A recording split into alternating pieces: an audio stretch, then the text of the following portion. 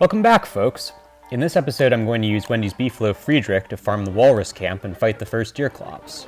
Friedrich's gone into heat and has wasted no time in picking a fight with Chester, but like I said last time, Chester's pretty tanky. He has 450 health and regenerates about 30 of it in the time it takes Friedrich to do 34 damage, so I'm not too fussed about it. If Friedrich spends most of the mating season taking his anger out on Chester, it'll help keep him out of real trouble. My supply of beefalo food to keep Friedrich's obedience up is dwindling, so I'm shoveling up spiky bushes for twigs. I'll replant the spiky bushes in my oasis base to make a temporary twig farm, which I prefer to a sapling farm because saplings don't grow in winter and are vulnerable to disease. Eventually I'll replace the spiky bush farm with a twiggy tree farm, which is my favorite twig farm.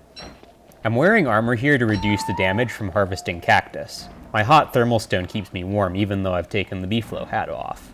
Unfortunately, I forget to replace the beefalo hat before approaching Friedrich, so I get gored in the face. He only does about 7 damage to me through my armor though, just a love tap. We're still friends. Hounds before day 50 are kind of a non-issue to anybody who's mounted on a beefalo, even if they catch you unprepared. They won't be a threat to Wendy even when the waves reach their maximum size on day 100. Just make sure that you dismount and remount right before the hounds show up to reset the buck timer. Getting bucked mid-fight will leave both of you pretty vulnerable, because an unmounted beefalo's attack speed is only 1/8 of a mounted beefalo's. Dismounting and remounting when you anticipate trouble is rarely a bad idea. I'm out of beefalo food again, and the spiky bushes haven't regrown yet. I take some time to go foraging in the nearby woods for twigs, grass, flowers, and mushrooms. I have to bail at dusk, though, because the spiders start roaming around.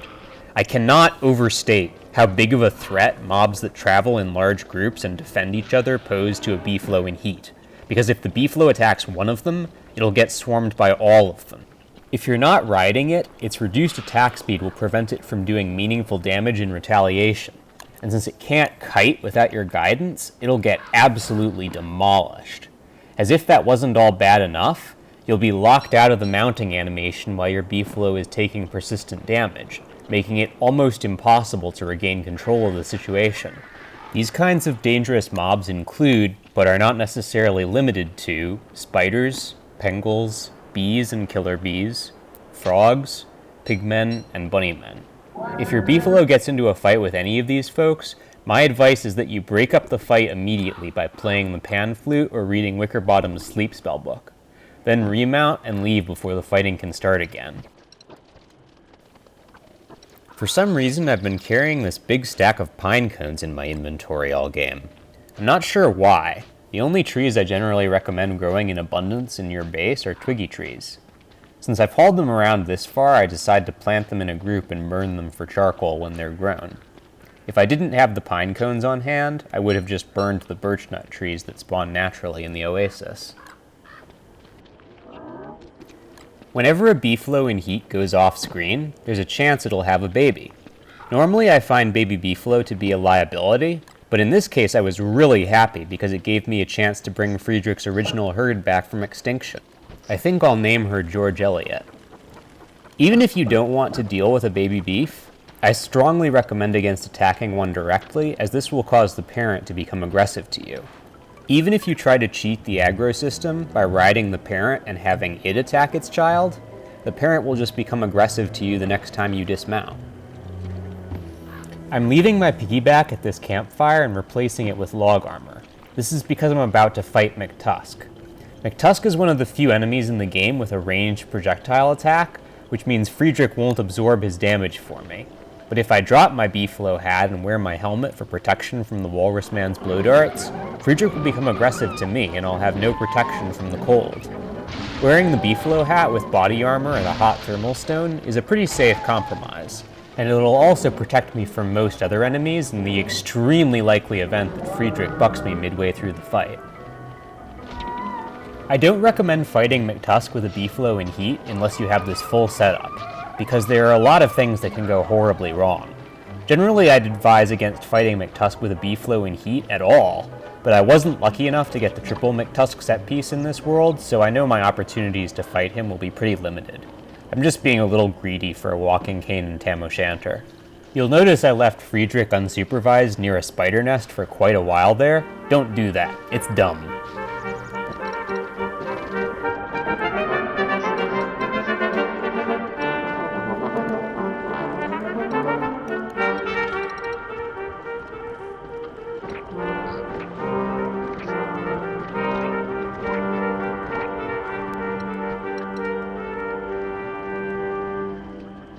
Like I said in part 1, cooked monster meat is actually a pretty sweet deal.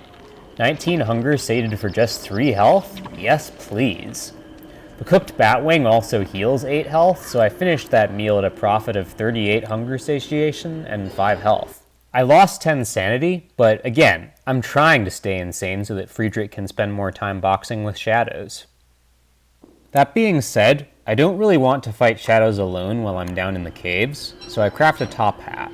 Wendy loses sanity to monsters in darkness much slower than the other characters, and combined with the sanity aura from the top hat, this has slowed the drain to a crawl, effectively paused while I'm spelunking so that I can easily go crazy again on the surface. Although it did cause me to forget the Beefalo hat again. That's embarrassing. I'm using one of the less well-known functions of the life-giving amulet here. If you wear a life-giving amulet in your body slot, it will slowly regenerate your health at the cost of 5 hunger and 5% amulet durability every 30 seconds. This doesn't interfere with its more well-known function as a free revive, unless you allow its durability to degrade to 0. It's day 24, so the mating season's over. That was unusually painless. Most of the time I need to use the pan flute at least once. But hey, I'm not going to look a gift Beefalo in the mouth. My big mistake here is that I haven't noticed how low the durability of Friedrich's second saddle has gotten. I don't have enough gold on me to craft a third saddle, so the correct move would have been to head to a nearby Rockyland biome or the Pig King to replenish my gold supply. Instead, I went back to base to summon Abigail, replenish my health, sate my hunger, clear out some nearby spider dens, and craft my walking cane. I even stopped to gather a few pieces of gold for the cane when I should have been gathering a full stack to address the much bigger and more urgent problem of the saddle. I guess I was still a little giddy about getting a walrus tusk on the first try. Give me the poop, Gloms. Ah, that's better. I didn't notice this when I was actually playing, but watching the recording I can see that Abigail glitched and caused a single tick of unprovoked damage to George Eliot during this fight, which is going to make Friedrich aggressive to her as soon as I dismount. This kind of thing doesn't happen very often, but it's important to react fast when it does happen. Friedrich will probably win the fight because Abigail doesn't have her dusk or nighttime bonuses, but at the very least he'll take a lot of unnecessary damage. And there's a small risk he'll even lose since he didn't start the fight at full health. As soon as I get over my surprise, I banish Abigail just to be safe, being careful not to hit Friedrich in the process. With a backup flower I can get Abigail back right away, but getting a new ornery Beefalo would take at least 20 more days.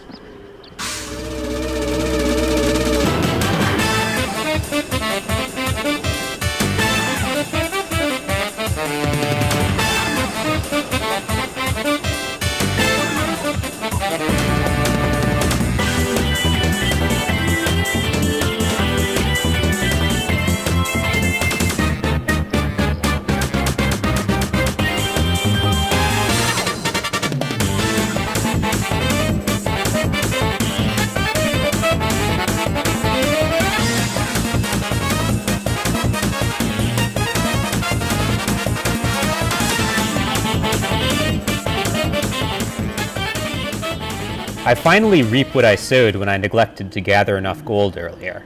Friedrich breaks his saddle while I'm chowing down on some delicious cooked monster meat, and now I have to deal with my nightmares alone. In some ways this is a good thing, though. Having an ornery Beefalo gives you the option to face tank a lot of threats without sacrificing any meaningful resources like player health or armor durability, but you shouldn't get complacent about practicing your kiting. It's still a really useful skill, and one that I really ought to be better at after spending more than 1,000 hours on this game.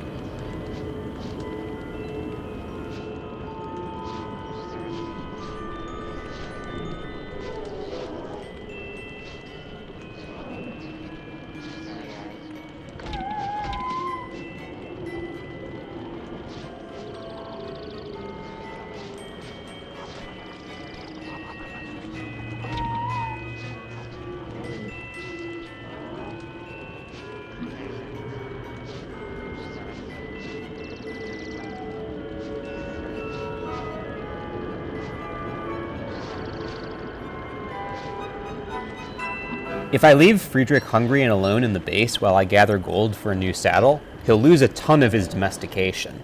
I can mitigate this by dropping the salt lick that I pre-crafted in part 1.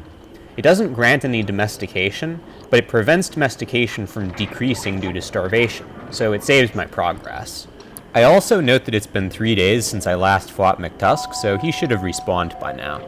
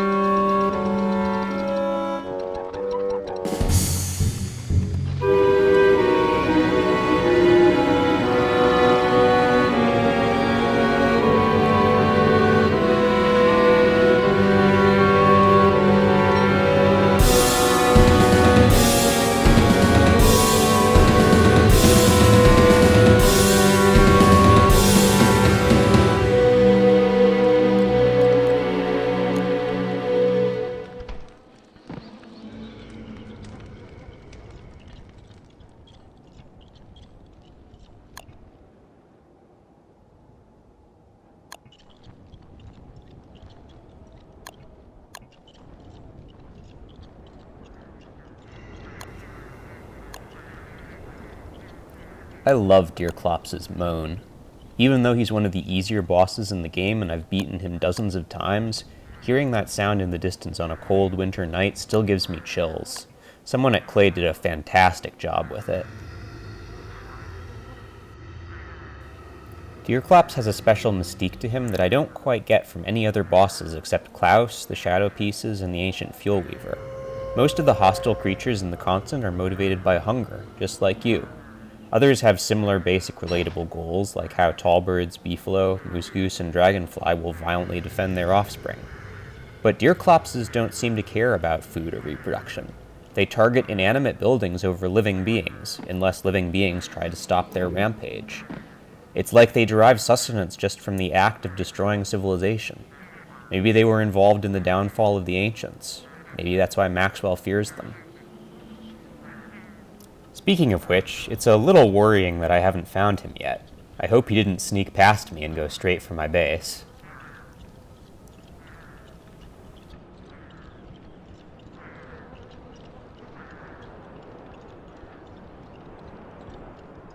Phew!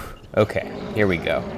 Every 4 seconds, Deerclops deals 75 damage in a wide area, which can also destroy structures and is doubled to 150 damage against non-player characters like Abigail. With her nighttime bonus, Abigail actually outdamages this, but that doesn't make her a threat to him because he has almost 7 times more health than she does. He'll take her from full health to 0 in just 5 hits, which is only enough time for her to deal about 680 damage, leaving you to find a way to deal the remaining 3,320. Kiting Deerclops with default movement speed can be dangerous and time-consuming, because his damage radius is so huge. It was already pretty big in single player, and it got even bigger in DST.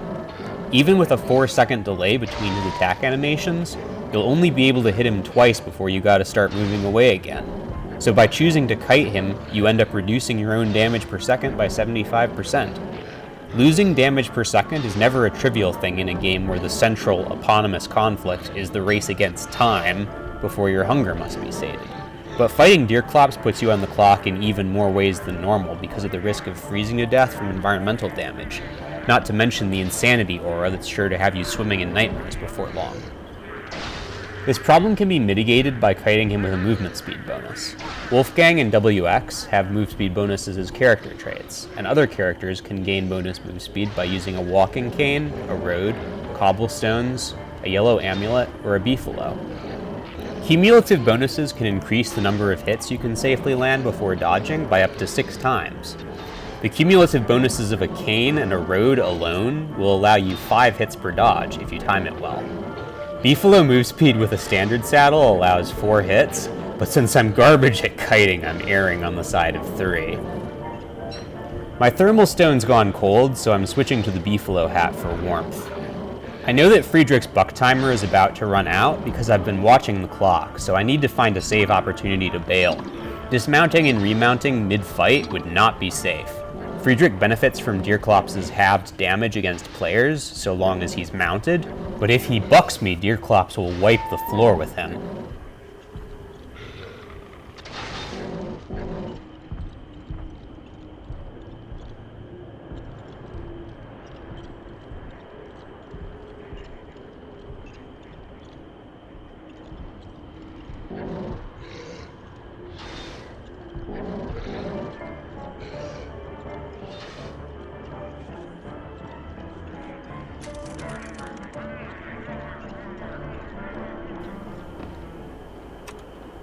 I want to be far enough away that I lose Deerclops' aggro, but I don't want to be so far away that he'll have time to wander and discover my base. I'm erring on the side of not losing him because if he intrudes at a vulnerable moment, I still have the option to put him to sleep with the pan flute. I should probably note that it's possible to make the fight with Deerclops much shorter by just tanking his damage with a lot of armor and healing. But you should be wary that Deerclops will freeze and stun player characters for 4 seconds whenever he's struck them 3 consecutive times. This effectively reduces damage per second against him when tanking by 25%, because those who tank him will spend a quarter of the fight stunned. You can negate the freezing attack by tanking him in very close proximity to a temporary campfire, because his structure-destroying ability only affects permanent structures like fire pits. I'll probably make a more in-depth guide about tanking at some point, because being able to tell when it is and isn't safe to tank is a very useful skill in this game.